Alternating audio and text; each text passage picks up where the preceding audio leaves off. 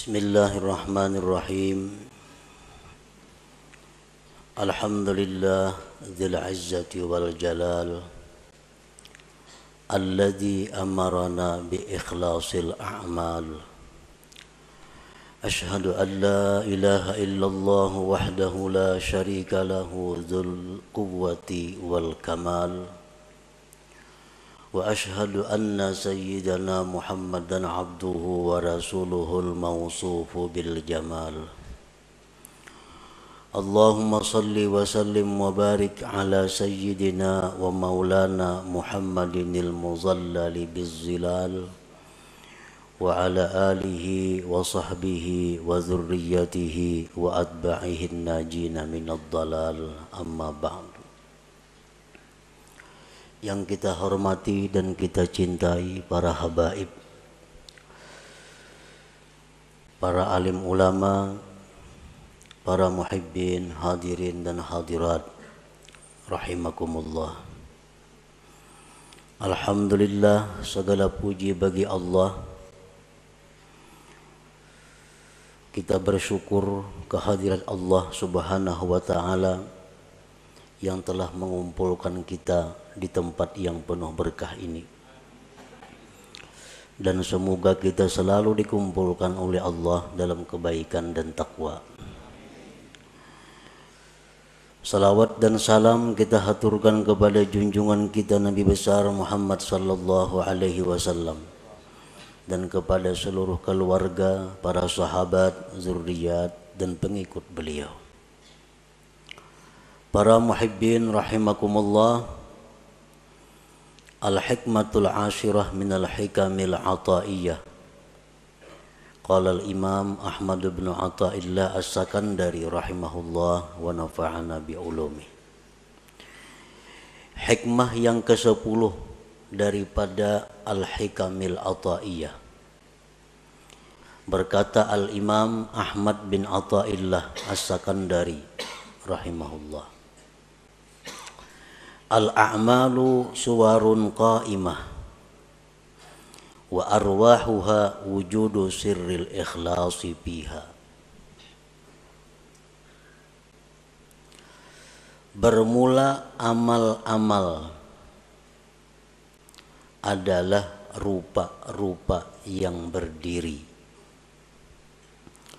dan roh-roh itu amal adanya sirrul ikhlas pada amal itu. Nah, para muhibbin rahimakumullah, dimaksud dengan apa yang disebutkan oleh Al-Imam Ahmad ibnu Athaillah tadi adalah al-a'malul jismaniyatu wal qalbiyatu ajsadun. Bermula amal-amal, baik itu amal-amal berupa jismani seperti sembahyang, membaca Al-Quran, itu disebut amal jismaniyah. Ataupun amal-amal berupa qalbiyah, amal-amal hati seperti taubat.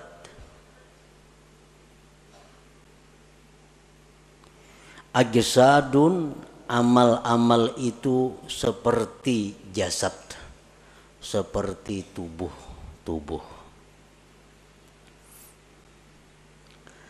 Wa arwahuha wujudul ikhlasi fiha, maka bermula roh amal itu adalah adanya ikhlas pada amal-amal itu.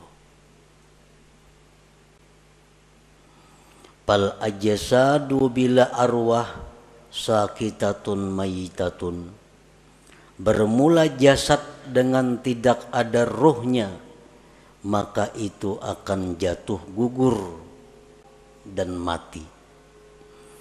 Wa kadzalikal a'mal, demikian pula amal-amal la qiyamalaha, tidak ada tegak dengannya illa biwujudil ikhlasi fiha, melainkan dengan adanya ikhlas pada amal-amal itu. Nah, para muhibbin rahimakumullah, Imam Ahmad Ibnu Athaillah mencontohkan amal perbuatan kita ini, baik yang jismani atau yang rohani, itu seperti tubuh, seperti jasad. Sedangkan rohnya adalah ikhlas. Artinya bahwa amal yang kita lakukan itu kalau tidak ikhlas berarti tidak punya roh. Jasad yang tidak punya roh itu akan dikubur, akan tidak bisa dimanfaatkan.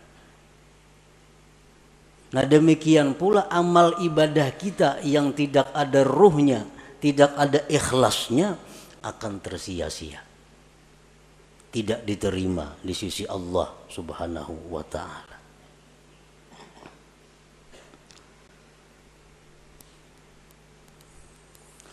Qala Allah ta'ala fi kitabihil karim, man kana yuridul ajila ta'ajjalna lahu fiha ma nasha liman nurid thumma ja'alna lahu jahannama yaslaha mazmuman madhura. Barang siapa yang beribadah kepada Allah, sembahyang, puasa, membaca Al-Quran, menuntut ilmu, beriktikaf, bersadaqah, berwakaf. Barang siapa yang beribadah kepada Allah dengan tujuan duniawi, nah, dengan tujuan dunia, orang bersadaqah tujuan supaya dipuji, dia sembahyang dengan tujuan disanjung orang, maka ujar Tuhan, kami segerakan baginya padanya yang kami kehendaki bagi orang yang kami kehendaki. Maka artinya yang dia maksud dengan pujian itu akan didapatkannya. Dia sembahyang ingin dipuji orang, maka pujian itu akan datang kepadanya. Dia bersedekah ingin dihormati orang, maka kehormatan itu akan datang kepadanya. Summa ja'alna lahu jahannama yaslaha, kemudian kami jadikan bagi dia neraka jahannam yang dia masuki. Mazmuman, hal keadaan tercela, madhuran, dan dilaknat Allah. Surat Al-Isra ayat 18. Nah, artinya orang yang beramal ibadah dengan tujuan dunia, tidak karena Allah, bukan hanya kada diterima oleh Allah, tetapi disiksa. Faqad bayyana Allah Ta'ala fi hadhil ayah anna man 'amila li ghairi wajhillah fala thawaba lahu fil akhirah wa ma'wahu jahannam. Sungguh menjelaskan Allah pada ini ayat, barang siapa yang beramal bukan karena Allah, tidak ada pahala baginya di akhirat dan tempatnya adalah jahannam.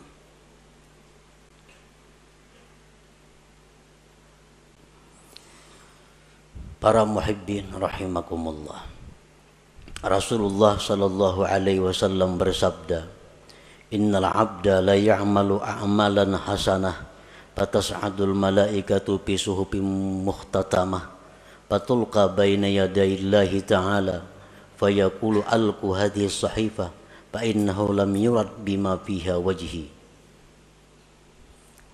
Yang artinya, sesungguhnya seorang hamba beramal-amal kebaikan, sembahyang, puasa, zakat, sedekah, haji, umrah, dan sebagainya. Maka naiklah malaikat membawa buku-buku catatan amal tersebut, kemudian diserahkan kepada Allah Subhanahu wa ta'ala. Maka Allah berfirman, lemparkan ini catatan amal, bahwasanya dia tidak dikehendaki dengan yang ada pada catatan itu akan zatku, ujar Tuhan. Artinya buang itu amalan, karena inya beramal itu bukan karena aku. Waqala Rasulullah sallallahu alaihi wasallam, idza kana akhiruz zaman sarat ummati thalasa firaq, firqatun ya'budunallaha khalisa, wa firqatun ya'budunallaha riya'a, wa firqatun ya'budunallaha liyastaqilu bihin nas. Fayaqulullahu azza wa jalla lil mukhlisin idhabu ilal jannah, wa yaqulu lil akharin idhabu bihim ilan nar. Apabila akhir zaman, ujar Rasulullah, jadilah umatku itu 3 kelompok, 3 golongan. Satu golongan yang beribadah kepada Allah ikhlas. Golongan yang lain ada yang beribadah riya, mengharapkan sesuatu dari makhluk, baik itu materi atau pujian. Satu golongan yang beribadah kepada Allah untuk mencari makan dengan manusia. Allah berfirman pada hari kiamat, bagi orang-orang yang ikhlas, masuklah kalian ke dalam surga. Dan Allah berfirman bagi yang lainnya, pergilah dengan mereka itu ke dalam api neraka. Para muhibbin rahimakumullah. Dengan dalil-dalil ini jelas bahwasanya ikhlas itu adalah satu kewajiban yang mesti ada dalam setiap amal ibadah. Tanpa ikhlas, amal ibadah itu tersia-sia dan kita pun akan disiksa oleh Allah Subhanahu wa ta'ala. Nah, para muhibbin rahimakumullah, dengan demikian kita wajib belajar apa itu ikhlas. Dan kita wajib berusaha untuk bisa mendapatkan ikhlas itu, agar kita menjadi orang yang selamat di akhirat nanti. Nah, berbagai macam pendapat para ulama tentang ikhlas itu apa. Satu syekh mengatakan ikhlas itu ini. Ada lagi imam ini mengatakan ikhlas itu macam ini. Ada lagi seorang guru menyatakan ikhlas itu macam ini. Nah, kita ambil dari sekian banyak pendapat tentang ikhlas itu satu pendapat daripada para imam-imam itu. Al-ikhlasu ala salasi darajat. Ikhlas itu 3 tingkat. 3 tingkatan. Yang pertama disebut darajatil awam. Ikhlas tingkatan orang awam. Ini ikhlas sudah ada punya harga di sisi Allah, walaupun murah daripada tingkatan yang berikutnya, tapi sudah dihargai oleh Allah. Kita beribadah sembahyang, kita pakai ikhlas orang awam, itu sudah berharga, cuma harganya lebih murah dibanding ikhlas tingkatan-tingkatan yang berikutnya. Nah, ikhlas orang awam ini artinya adalah ifradul haq fi kasdil ibadah ma'a talabil huzuzid dunyawiyyati wal ukhrawiyyah ka hifzil badan wal mal wa sa'atir rizq wa dukhulil jannah wan najati minan nar. Ikhlasnya orang awam itu adalah mengesahkan Tuhan pada tujuan ibadah. Memang inya beribadah itu tujuannya adalah semata-mata karena Allah. Tidak ada karena yang lain. Nah, inya sembahyang karena Allah. Tetapi beserta meminta, menuntut bahagian-bahagian duniawi dan ukhrawi. Inya sembahyang karena Allah. Di samping itu, mudahan diluaskan Allah rezeki. Mudahan dipeliharakan Allah harta nang ada. Mudahan mati masuk ke surga. Mudahan terhindar daripada api neraka contohnya. Nah, ini sudah ikhlas untuk golongan orang-orang awam.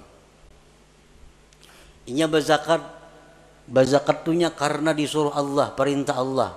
Tetapi inya ada minta kepada Allah. Dengan berzakat ini dia minta kepada Allah agar hartanya bertambah, hartanya terpelihara, hidupnya selamat dunia dan akhirat.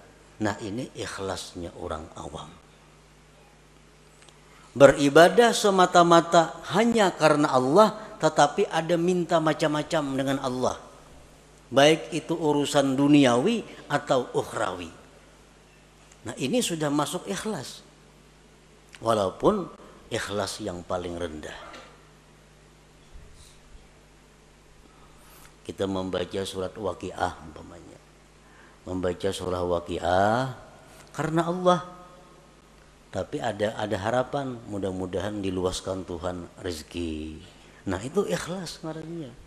Tapi ikhlas tingkatan orang awam. Inya membaca surat Tabarak, suratul Muluk karena Allah. Tapi mudah-mudahan dalam kubur selamat. Nah, ini ikhlas. Tapi derajatnya bukan derajat yang tinggi.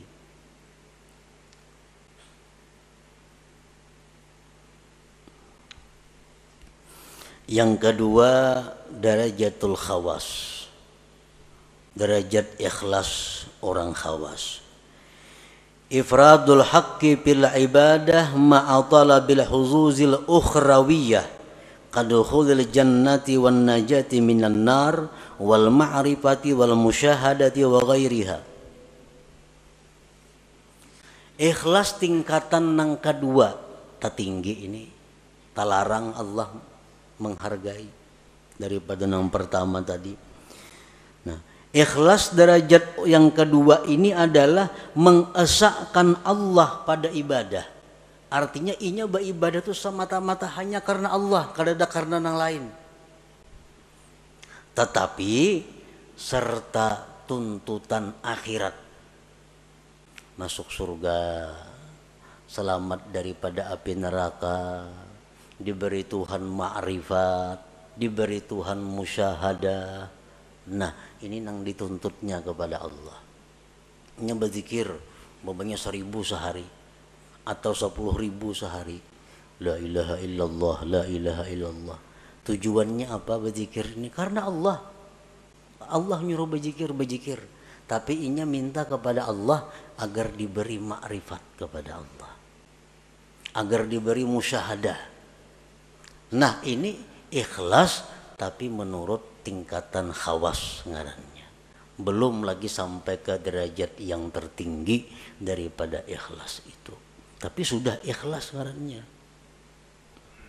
Ya, tadi orang membaca surah Tabarak supaya dalam kubur selamat daripada fitnah kubur. Nah, ini ikhlas. Tuntutan akhirat. Ini ikhlas derajat khawas ngarannya. Inya kadada dalam ibadah itu minta kepada Allah urusan dunia kadada. Nah, beribadah kepada Allah karena Allah, nang dimintanya kepada Allah urusan akhirat. Kada ada urusan disihatkan badan, kada ada urusan dimurahkan rezeki, kada ada urusan berdagang supaya payu, kada ada. Urusannya apa? Inya beribadah nih karena Allah, nang dimintanya kepada Allah urusan akhirat.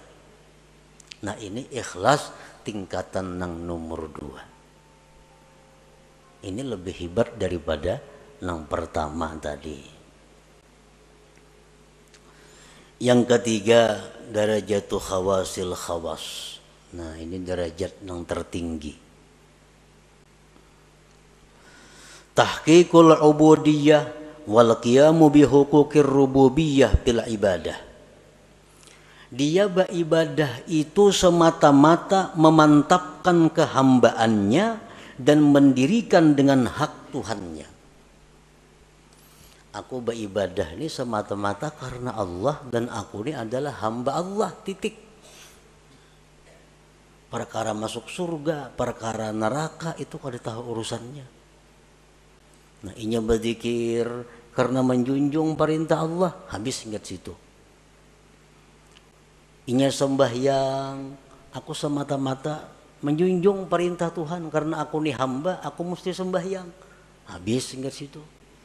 Kadada macam-macam lawan Tuhan tuh kehendak permintaan kadada. Nah, inilah derajat ikhlas yang tertinggi itu. Nah, para muhibbin rahimakumullah. Jadi apapun di antara derajat ikhlas yang tiga macam itu, apabila ada di dalam amal ibadah kita, maka amal ibadah kita itu sudah hidup, sudah punya roh. Artinya ada harga di sisi Allah Subhanahu wa taala. Kita membaca Quran, di dalam situ ada ikhlas, walaupun derajat-derajat orang awam sudah selamat. Apalagi kita membaca Quran, di situ ada ikhlas derajatnya orang khawas, lebih larang lagi Allah menghargai. Apalagi ikhlas nang nomor 3, makin larang lagi harganya. Nah, makanya ibadah itu dibalas 10, bisa 70, bisa 100, bisa lebih pada itu, tergantung mutunya ibadah itu, tergantung kualitasnya ibadah itu. Para muhibbin rahimakumullah. Nah, jadi kita sudah tahu pentingnya ikhlas tadi. Pentingnya kita beribadah itu karena Allah. Kalau kada macam itu, sembahyang kita ditolak dan kita disiksa. Kita puasa kada karena Allah, puasanya ditolak dan kita disiksa. Kita bersedekah kada karena Allah, berbagi-bagi duitnya, tapi kada karena Allah, duitnya kada diganti Tuhan, berpahala kada, disiksa, duitnya habis. Kalau orang tuh bersedekah karena Allah, akan mendatangkan kelapangan, mendatangkan kebahagiaan. Karena Allah. Tapi kalau orang ini membagi-bagi duit, membagi baras, membagi apa, kada karena Allah, ujung-ujungnya bisa gila, bisa stres. Karena kada karena Allah. Nah, ini akibatnya dalam dunia pun sudah menderita.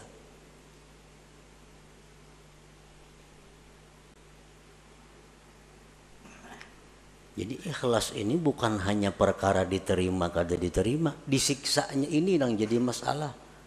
Sembahyang nang mestinya jadi ibadah berbalik menjadi maksiat. Membaca Quran nang mestinya ibadah karena kada ikhlas jadi maksiat. Bersedekah nang mestinya ibadah tapi karena kada ikhlas jadi maksiat. Nah, oleh karena itu kita wajib fardhu ain mempelajari apa itu ikhlas supaya bisa amal itu diterima oleh Allah Subhanahu wa taala. Dan sesudah kita belajar ikhlas tadi macam itu, tinggal kita berusaha bagaimana cara mengamalkan, bisa melakukan ikhlas itu. Para muhibbin rahimakumullah.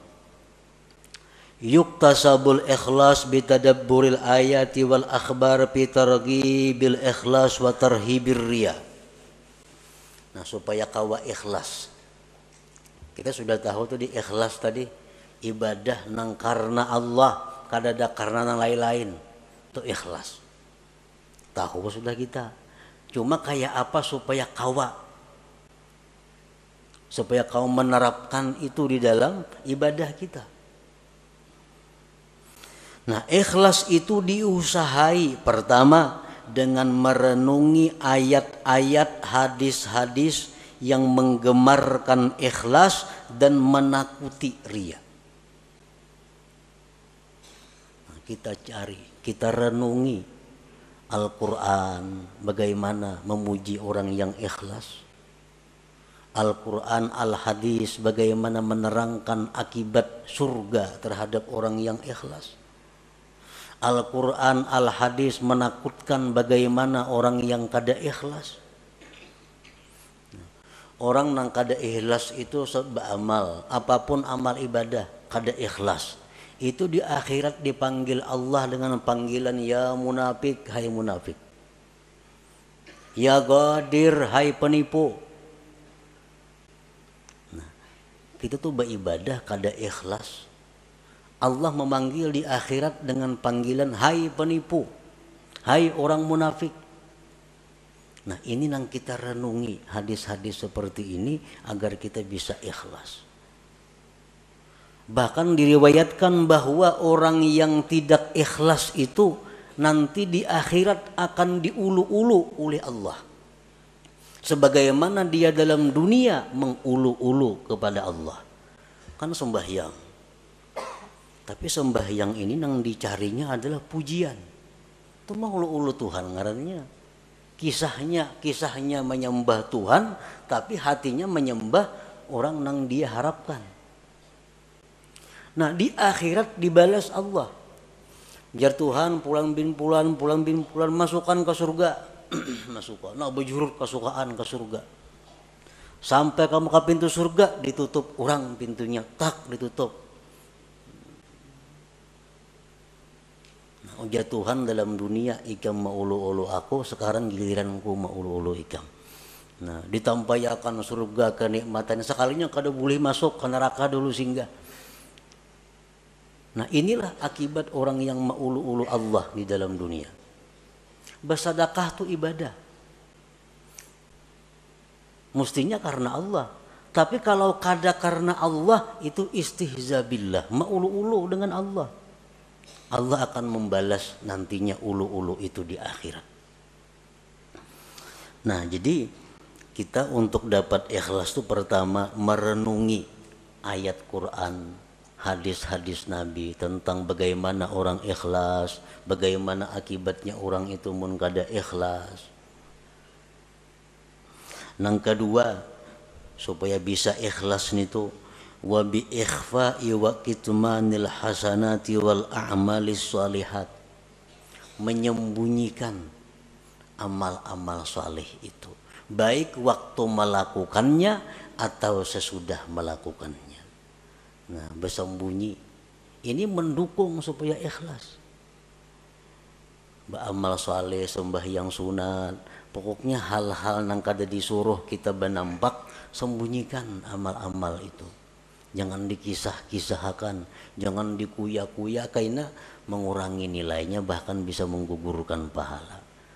Nah, kita menyimpan amal saleh serapi-rapinya itu membantu keikhlasan. Yang selanjutnya agar kita bisa ikhlas, nah ini yang paling penting, wabikat ittama anil khalqi, memutus tamak daripada makhluk.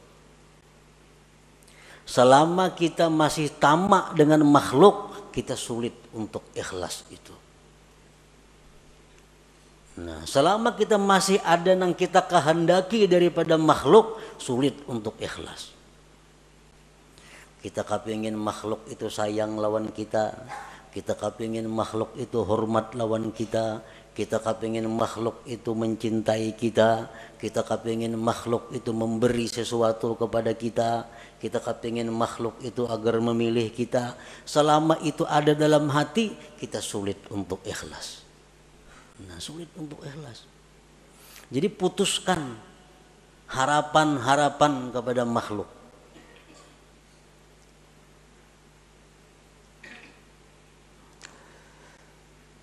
Wa bidawamir riyadhati wal mujahadah, dan juga dengan selalu latihan dan berjuang. Jadi ikhlas ini mesti dilatih dan berjuang.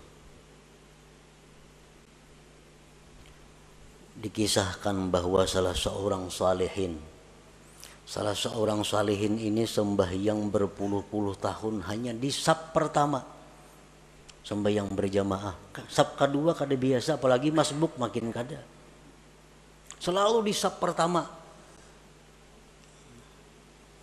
Suatu hari sidin ada talambat, pada sudah 10 tahun lebih selalu di saf pertama sembahyang berjamaah. Suatu hari ada masalah sehingga datang ke masjid masbuk. Lalu ujar sidin, aku merasa supan masbuk nih, merasa supan karena mahir di saf pertama. Sekarang masbuk aku merasa supan. Nah, begitu merasa supan, lalu sidin menyimpulkan bahwa yang selama ini aku sembah yang di saf pertama itu adalah riya, bukan karena Allah. Buktinya aku hari ini supan sembahyang masbuk. Lalu ujar sidin, sembahyang yang sekian puluh tahun tadi aku qadha hari demi hari, aku hari demi hari diqadha. Nah, ini ngarannya adalah riyadhah wal mujahadah. Nah, kita sembahyang ada tadi asa ada riyanya, ulangi sembahyang biasa. Nah, di rumah surangan sampai bujur-bujur murni sembahyang kita. Kita tadi berzikir, kita tadi membaca Quran di tengah orang banyak. Tadi rasanya asa ada riya nih. Kayaknya di kamar buliki sorangan membaca. Nah, ini riyadhah wal mujahadah untuk mendatangkan ikhlas ke dalam diri kita. Nah, kemudian lagi supaya bisa ikhlas itu adalah waddu'a ilallah ayyarzuqahul ikhlas. Lawan Tuhan minta, Allahumma rzuqnil ikhlas bil a'mal. Ya Allah, berikan aku ikhlas pada amal-amal. Ini perlu lawan Tuhan, karena kalau Allah memberi satu mat saja. Allahumma rzuqni al ikhlasa bil a'mal. Ya Allah, aku minta ikhlas pada segala amal. Selanjutnya lagi yang mendatangkan ikhlas adalah suhbatul mukhlisin, bakawan lawan orang-orang ikhlas. Mun bakawan lawan orang nang katuju riya, menjangkit katuju riya juga. Kawani orang-orang nang ikhlas, maka itu akan membawa ikhlas kepada diri kita. Wal iktifa bi ilmillahi ta'ala, dan ikhlas itu juga didatangkan dengan merasa cukup dengan ilmu Allah, merasa cukup dengan tahunya Allah. Aku nih beramal, bila Tuhan tahu saya kung cukup dah, yang lain biar kadang tahunya. Nah, ini iktifa bi ilmillah. Bila kita kau macam itu, ikhlas. Aku beribadah, kada penting manusia, kada penting orang lain tahu. Bila Allah saya kung tahu cukup sudah. Nah, jadi itu jalan-jalan untuk mendapatkan ikhlas tadi. Nah, para muhibbin rahimakumullah. Qala ba'duhum man amila arba'atan biduni arba'atin lam yantafi bi amali. Barang siapa yang beramal, berbuat 4 perkara tanpa disertai dengan 4 perkara yang lain, maka dia tidak akan bisa mengambil manfaat dengan amalnya. Yang pertama, al-khaufu biduni hazar. Takut tapi kada waspada. Takut tapi kada menghindar. Ini sia-sia. Takut kepada Allah tapi parak lawan maksiat. Kalau takut kepada Allah itu jauhi maksiat. Bagaimanapun kita takut kepada Allah tapi kada berjauh dengan maksiat, itu kada bermanfaat takutnya itu. Yang kedua, ar-raja biduni talab. Mengharap tapi kada mencari. Mengharap rahmat Allah di bakalumbun di kalambu. Mengharap rahmat Allah itu baudo, sembahyang, ambil tasbih, berzikir. Nah, ayo mengharap rahmat Allah. Kalau mengharap tapi kada mencari, maka mengharap itu sia-sia. Yang ketiga, al-istighfar biduni nadam. Minta ampun tapi kada menyesal. Astagfirullah, astagfirullah, astagfirullah, astagfirullah, astagfirullah. Tapi dalam hati kada ada penyesalan berbuat dosa. Istighfarnya sia-sia. Mestinya kita mengucap astagfirullah itu di dalam hati ada menyesal terhadap dosa yang dilakukan. Astagfirullahaladzim, kan artinya aku minta ampun kepada Allah. Astagfirullah, aku minta ampun kepada Allah. Mesti ada sesal di dalam hati. Nah yang keempat, al-amal biduni ikhlas. Beramal tapi kada ikhlas, kada ada harganya juga. Lam yantafi bi amali, kada bermanfaat dengan amalnya. Jadi kalau kita hendak melakukan ibadah, mantapakan dulu nih, karena Allah atau kada. Bila kada karena Allah, hadangi dulu. Jangan terburu-buru, jangan tagasak-gasak, jangan umpatan. Jangan umpatan, beribadah kada sah umpatan itu. Ibadah itu mesti berdasarkan ilmu. Jadi orang ada menyumbang 100.000, 200.000, 300.000, seorang giliran seorang 1,5 juta. Nah, umpatan kepengaruh mestinya jangan. Nah, ikhlasakan dahulu bujur-bujur. Bila sudah ada ikhlas, sudah karena Allah, nah hanya kita surung amal ibadah itu, kita lakukan amal ibadah itu. Kada kawa umpatan beribadah. Nah ngapa kau bujurakan dahulu niat kita supaya ikhlas. Qala Syaqiq rahimahullah, husnul amal fi salasati asya. Baiknya amal itu pada 3 perbuatan, pada 3 sesuatu.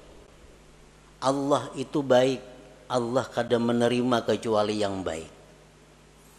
Allah itu kada menerima amal kecuali amal yang baik. Amal yang baik itu macam apa?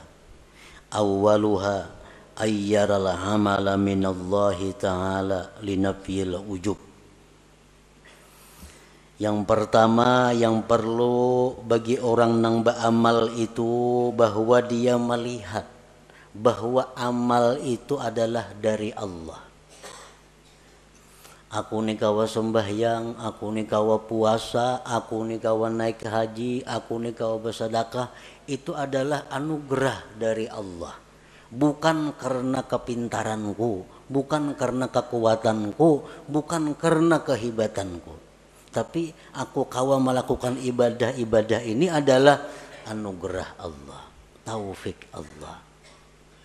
Itu yang perlu supaya jangan ujub kita. Nah yang kedua, ayyurida bihi ridallah likasril hawa, bahwa dia beramal itu menghendaki keridaan Allah, bukan untuk kesenangan diri sendiri. Beramal, beribadah itu nang kita cari itu adalah kesenangan Tuhan, bukan ibadah nang pas lawan kehendak nafsu. Ini ada ibadah itu nang pas lawan kehendak nafsu. Nah itu bukan itu yang kita cari. Kita cari itu ibadah nang pas dengan keridhaan Allah. Kayak orang sembahyang rajin di masjid-masjid tuh, pembelakangan ketujuh duduk bersandar nyaman di tawing tuh.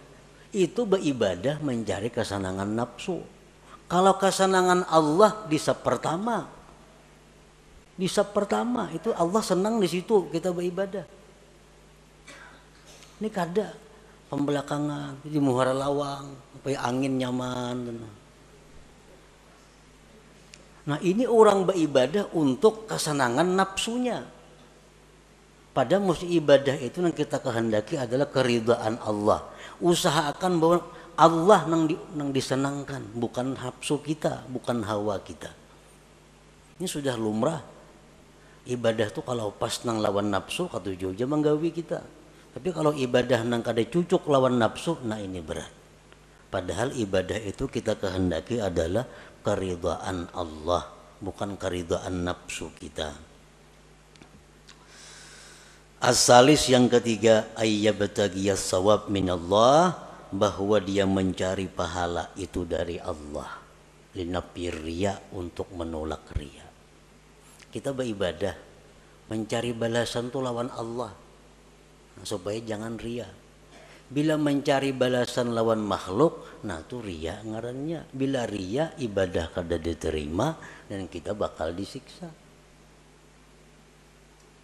Kita minta kepada Allah bahwa dengan ibadah ini, kita ibadah ini melakukannya karena Allah, dan kita minta supaya kita jadi orang yang mulia. Nah ayuha, tapi yang diminta asal Allah. Kita beribadah membaca Quran karena Allah, dan mudah-mudahan Allah buka pintu rezeki seluas-luasnya, boleh aja karena kita minta kepada Allah. Nah kita beribadah kepada Allah sambil mengharap agar makhluk-makhluknya mencintai aku. Ayo kada Bapak, asal yang diminta kepada Allah. Nah kalau kita beribadah untuk cari perhatian kepada makhluk, nah ini Allah nang marah. Kita beribadah supaya inya hormat kena lawan aku. Nah ini kita beribadah supaya kena inya memperhatikan lawan aku. Makhluk nih. Nah ini nang dimaksud nang kada boleh itu. Bahwa ibadah kita ini tapi tujuannya adalah kepada makhluk Allah. Nah bila ibadah yang demikian itu ada pada kita, maka ibadah itu macam orang mati. Arti orang mati apa? Dipatak, dikubur, tidak bisa dimanfaatkan apa-apa. Nah ibadah yang ikhlas itu adalah ibadah laksana jasad yang punya roh. Jasad yang punya roh adalah jasad yang bergerak, yang bermanfaat. Nah ibadah yang punya roh, ikhlas adalah ibadah yang bisa kita ambil manfaat baik di dunia dan di akhirat. Nah kemudian hikmah yang ke-11. Ila hadratin Nabi sallallahu alaihi wasallam, al-Fatihah. Iyyaka na'budu wa iyyaka nasta'in, ihdinas siratal mustaqim, siratal ladzina an'amta 'alaihim.